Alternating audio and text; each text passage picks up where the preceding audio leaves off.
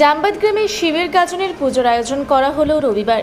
ঐতিহ্যবাহী চিরাচরিত প্রথাকে টিকিয়ে রাখতে বিভিন্ন জায়গায় শিবের গাজনের পুজো হয়ে থাকে। ঠিক একই রকমভাবে প্রতি বছরের ন্যায় এবছরও সাড়ম্বরে আয়োজিত করা হলো হুড়া ব্লকের জামবাদ গ্রামে শিবের গাজনের পুজো।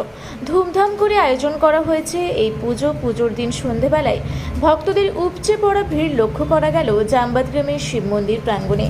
মন্দির কমিটির সদস্য জানান, আমাদের গ্রামের শিবের গাজনের পুজো খুব ধুমধাম করে আয়োজিত করা হয় প্রত্যেক বছরে এবং এই পুজোতে আমাদের গ্রামের সকলের আবেগ এবং ভালোবাসা জড়িয়ে থাকে। পুজোর আগের দিন ভক্তরা বার করে শিবের আরাধনায় মাতে। তারপর পুজোর দিন সকাল থেকে মন্দির প্রাঙ্গণে চলে পুজো এবং প্রতি বছরেই কোনো না কোনো অনুষ্ঠানের আয়োজন করা হয় পুজো উপলক্ষে। এই বছরও ছৌ নাচের আয়োজন করা হয়েছে এবং কোনো কিছু ঝামেলা ছাড়াই খুব শান্তিপূর্ণভাবে মন্দিরের পূজা সম্পূর্ণ হয়ে থাকে।